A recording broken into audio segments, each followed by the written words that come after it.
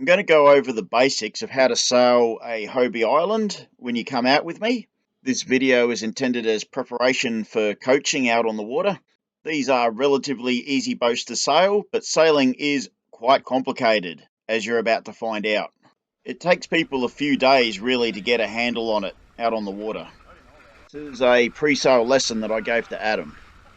You can't sail into the wind. There are 3 points of sail, being close-hauled, reaching, and running downwind.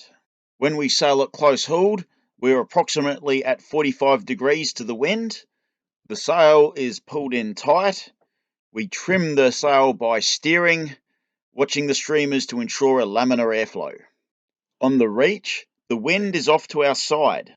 We maintain a constant heading and we trim the sail by pulling and releasing the main sheet, again watching the streamers to ensure a laminar airflow.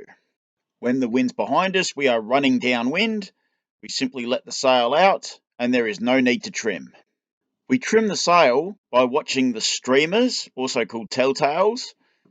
If they fly, the sail is in laminar air, and if they fold back or flick around, the sail is stalled. When the inside of the sail is stalled, we must turn away from the wind or pull the sail in. Conversely, when the outside of the sail is stalled, we must turn into the wind or let the sail out. When we turn through the wind with the wind in front of us, that's called a tack. We hit the pedals, just smartly turn the boat and catch the wind on the other side. When we turn through the wind with the sail behind us, it is called a jibe, and be aware the sail can violently cross the boat. Alright bro, let's go over some sailing theory. Alright. So what we'll start with is the points of sail. So key to sailing is always wind direction. Okay. The way you pick wind direction is with your ears. It's the easiest way of doing it. Is you're sitting there and you feel the air. Like if you feel the air hitting this side, you turn your head, and then when you feel it evenly on both sides, you know that's where the wind's coming from. Nice. Okay. And you'll either feel it in front of you or behind you. You can feel it because you get the coolness on the back of your head if it's behind you, and it's on the front if it's coming in from in front of you. Okay. So it's the best tool for picking wind is just using your head. Yeah. There are other tools you can use, like you can put like a wind indicator on top of the mast, but it's not going to be super accurate because it actually gets interfered with by the movement of the boat and by the wind passing over the sail and getting deflected. So it's not 100% accurate. Like your ears are the best way of measuring the wind and measuring the reaction of the sail. Watching the waves also gives you a very good idea of what the wind's doing. Waves move in the direction of the wind. They're actually caused by wind. However, waves have momentum, so the wind can change, and it will take a while for the waves to actually change direction to match the new wind direction. The microwaves that form over the surface of the bigger waves are even more useful because they tell you what the wind's doing immediately. You can see gusts coming in, you can see calm spots. When you're sailing, everything you do has to be planned around wind direction. And I still think that just picking it with your ears and feeling the wind on your face is the best and easiest way. Now, we're sailing inland, and the problem with that is the wind direction will always change. Like, it won't be constant. It's a nice big lake, so if we can get like on the leeward side of the lake, we might get a constant wind. But the trouble with the inland is you get what's called thermals. You know what they are? It's like little mini dust devils. Yeah. Right. You get lots of them. Some of them are weak, some of them are strong. And they form on the land and they go with the wind. And as they pass over the lake, they'll dissipate, but you'll still cop some of them. It's worse on the river because, you know, you're right next to the land. And what happens when they hit you is they spin as they pass. And, of course, your wind's going to go that way and it's going to go that way and then it's going to stop and it's just going to go all over the place when they hit. So it's really confusing. So inland, like, sailing at sea is much simpler than sailing over in inland places like this. So, okay. So when we're out there, like, I'll show you the theory, but you'll find you're going to be chasing the wind a lot because it moves around the place. So hopefully we're going to get a reasonably steady wind, but I wouldn't bank on it. Not on the inland side. So you've got to understand there's multiple points of sail. You cannot sail into the wind. Okay, there's no boat that can do that. So this indicates wind direction, basically 45-degree angle into the wind you can't do. If you want to sail directly into the wind, you have to zigzag. Right. Right, we call that tacking into the wind or bashing upwind, because when you're running upwind, you'll have double wind, because you'll be moving with the wind, you'll have the wind blowing along you, and you'll be going with it, so you'll have a very strong wind blowing over you, plus the waves always go with the wind, so the waves will be against you. Right. So you'll be smashing through the waves the whole time. Sounds like hard work. Yeah, it's the trickiest part. So when you sail upwind, we call that being close hauled. Okay, so what do we call that? Close hauled. Good. That's because we pull the sail in really tight. And see, this is an indication of where you sail. We only have a mainsail. We don't worry about the jib. But you see the sail is pulled in really tight on the close haul. So what we do is we pull the sail in. So when you say pulled in tight, that's in relation to where the person is sitting, so they're pulling it in? Yeah, so the sail is in line with the boat pretty much. Right. Like it's not out. Towards the centre. Yeah, it's pretty much pulled in tight. So you have a sheet that runs from the back of the boat to the back of the sail, right, and that's your control of the sail. So you either pull it tight or you let it out. Okay? So when we're pulling the sail on, we pull the line and it tightens the sail, and then when we're letting off, we release it and it makes it looser. Okay? So that's how you control your mainsail. The good thing about the Hobie Tandem Island is it's really simple to sail. It only has one sail, unlike most boats. They usually have two or three. So it's got one sail, it's got one sheet, which is the line used to pull it. It's called a sheet. And that's it. Right, so really simple. So you can have one hand on the sheet, you can have one hand on the rudder, and you can control the boat. Most sailboats you can't control it with one person, not easily. Like you can do it, but it's quite challenging. But not so with the Tandem Island. It's really easy to sail. Okay, so does that make sense so far? Close hauled, yes. Close hauled, yep. So stay at about 45-degree range. Yeah, and what will happen is like the sail will act like a wing.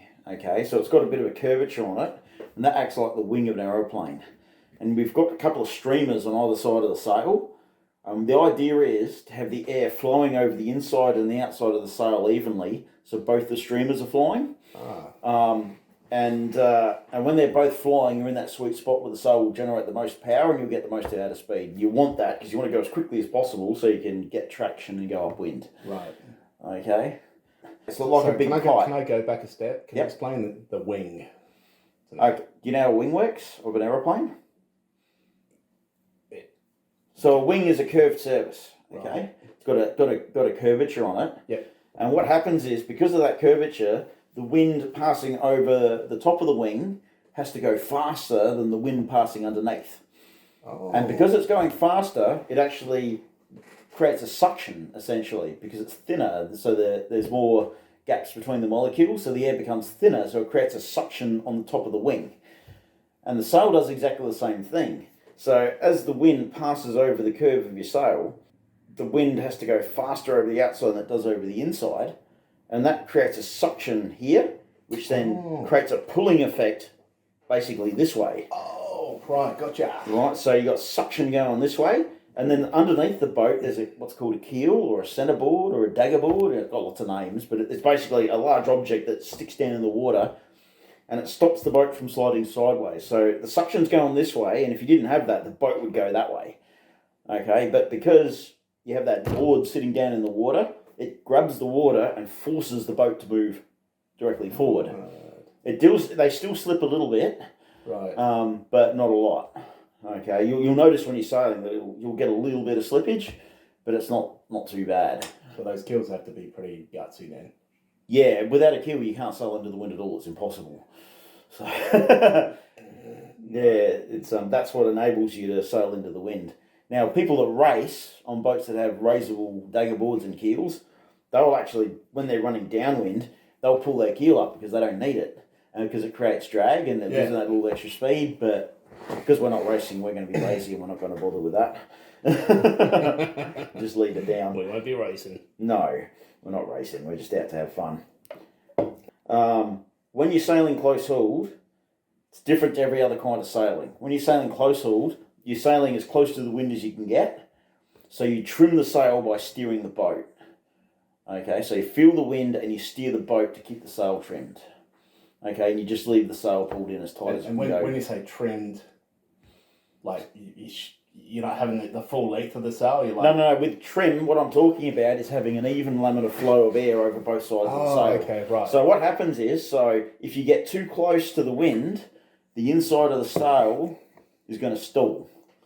Okay, and only the outside will be producing power. If you go too far, the entire sail will stall, and you won't move. Okay, so you've got to find that position where the wind is flowing laminarly over the inside of the sail and the outside. Right. There's only a narrow angle in reference to the wind. It's about 45 degrees to the wind where it's actually going to do that. If you go closer, the inside of the sail will stall. If you go too far the other way, the outside of the sail will stall. Okay, so we steer the boat to keep that sail trimmed. I'll show you when we're out there. I'll give you a demo and then we'll do it, and it'll take a lot of practice to get good at it. Okay, so Keith was started to get it after about 2 days on the water. Right. So, but we got 3 days, so plenty of time to work out how to do it. When we're sailing close hauled, you pull the sail in tight and you trim the sail by steering the boat. Okay? Right. Every other kind of sailing, every other angle, we do the opposite. We pick our direction and we trim the sail. Okay? So using the sail to... Yeah. You just pick the direction and then you trim the sail to the wind. Right. Okay, so you do the opposite. The only reason we don't do that close hauled is we're trying to be as close to the wind as we can so we can get upwind. Okay, which is why we trim by steering, and we just stay as close to the wind as we can all the time. And what's the attraction of that manoeuvre? It's the only way you can sail upwind. Oh, so, okay. yeah. You want to sail as fast as you can. Right. Right. That's the second thing we say. Like, you want to trim your sail and you want to sail as fast as you can. You're going against the wind, aren't you, in that position, in a sense? Like, yeah. As close as you can to being against the wind without stalling your sail. Without stalling the sail. Yeah. So that's the purpose of that. And it's the only way you can go upwind. Well, you can with a close reach, but obviously it's going to take a lot longer. Right. Okay. So the second sailing position you've got is called a reach. Okay.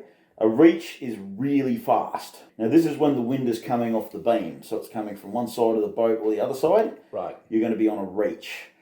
Okay, and you've got 3 kinds. You've got close reach, beam reach, and broad reach. So close reach means you're fairly close to the wind. A beam reach means it's dead off the side. And a broad reach means it's coming from a little bit behind you. Now, when you're on a reach, the sail is still acting like a wing. Okay, so you still got to trim it.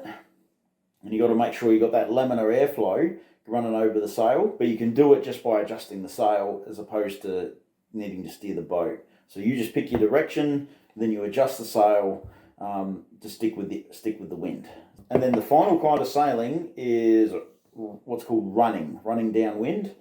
So essentially, is that the wind behind you? And that's right. Now you're pelting. So this is a fairly slow form of sailing. Instead of acting like a wing, your sail acts like a bucket. Okay, so when you run downwind, all you got to do is let your sail out. Okay, and it just acts like a big bucket. Let it out as far as you can so it doesn't collapse and fold in on itself. And it's really simple. It's not particularly fast. You'll be going slower than wind speed because it's just using drag essentially as a motion to push the boat forward.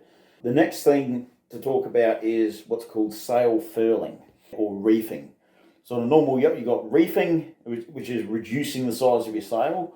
And on this particular boat, you've got a very simple system, which is sail furling. So the mast is a big carbon fibre rod, yep, and it rotates. And you can wrap the sail onto the mast or wrap it out, and you can change the size of your sail.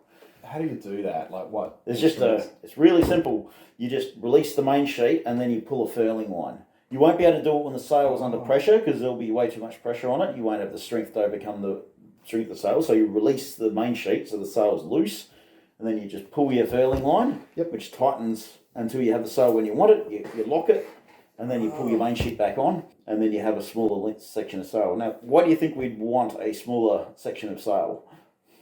Is that to control, like if we get a strong wind?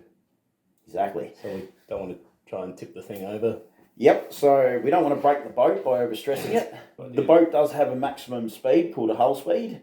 And if you exceed that, the boat isn't controllable. You'll end up fighting the rudder, right, the rudder will produce a lot of back pressure. And what happens is the rudder, when you've got back pressure on it, means it's creating a lot of drag and you're actually going to lose performance.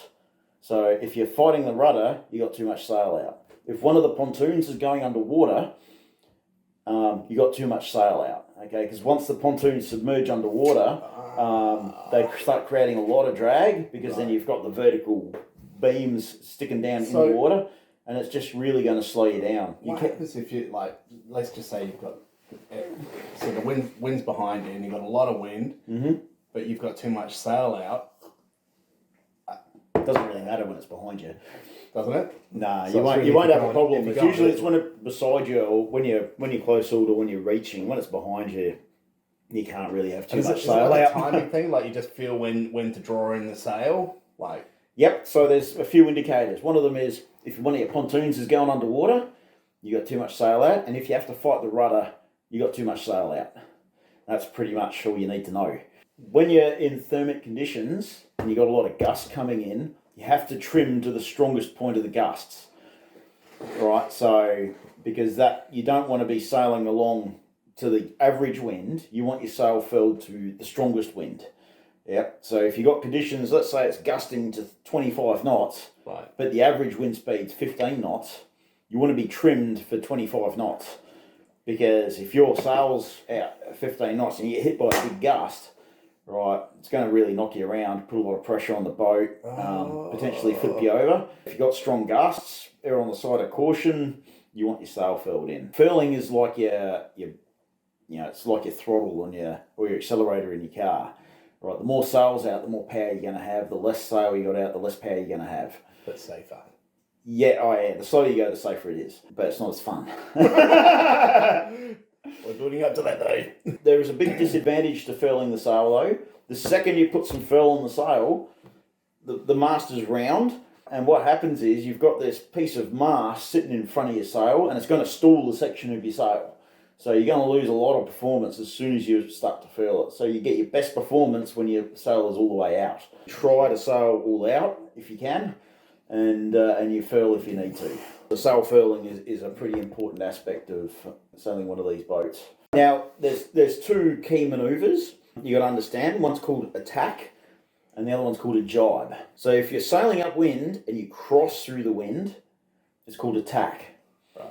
And what happens is because you're pointing into the wind, it's very easy to stall the boat. Okay, there's two ways around it, and the easiest way is to hit those pedals and have the pedal drive going as you turn through. You turn through as quickly as possible until you catch the wind on the far side. And, okay. And but it's very easy to stall the boat on a tack. The sail comes across relatively gently. It'll flap a lot in between as you're going through, and then it'll fill. The other kind is a jibe, which is when you're running downwind, and the sail and your wind direction moves from rear left to rear right or rear right to rear left, and the sail will actually flip across. Now that's quite violent. On a conventional boat, it's pretty dangerous because you've got a steel boom at the bottom of the sail which will swing violently across the boat and knock people's heads off. That's what you see in the movies, yeah. Yeah, which is a pretty dangerous thing. It's a real thing. We don't have a boom on the Hobie, so it's not going to knock your head off, but it can give you a slap on the side of the head. That's the absolute basics of points of sail. Okay? Sailing's not simple. And performance in sail is all about sail trim. Right? It's getting that sail trim right. And you'll find that the wind does different things in different places on the water. It's about using that to your advantage. Right. And air is complicated stuff. When you start getting into wind sports, flying, sailing, anything of that nature, you discover that the air is very complicated. It's not simple, and it does lots of strange things. And it's just about developing a feel for what the air's doing. The more in tune you are with the air, the better sailor you're going to be. Right. Okay, but we'll just stick to basics, and then we'll work on it from there. To recap, you can't sail into the wind. There are 3 points of sail, being close hauled, reaching, and running downwind. When we sail at close hauled, we're approximately at 45 degrees to the wind. The sail is pulled in tight. We trim the sail by steering, watching the streamers to ensure a laminar airflow. On the reach, the wind is off to our side. We maintain a constant heading and we trim the sail by pulling and releasing the main sheet, again watching the streamers to ensure a laminar airflow. When the wind's behind us, we are running downwind. We simply let the sail out and there is no need to trim. We trim the sail by watching the streamers, also called telltales. If they fly, the sail is in laminar air, and if they fold back or flick around, the sail is stalled. When the inside of the sail is stalled, we must turn away from the wind or pull the sail in. Conversely, when the outside of the sail is stalled, we must turn into the wind or let the sail out. When we turn through the wind with the wind in front of us, that's called a tack. We hit the pedals, just smartly turn the boat and catch the wind on the other side. When we turn through the wind with the sail behind us, it is called a jibe, and be aware the sail can violently cross the boat. Hopefully you absorbed some of that. The next video will be a practical demonstration.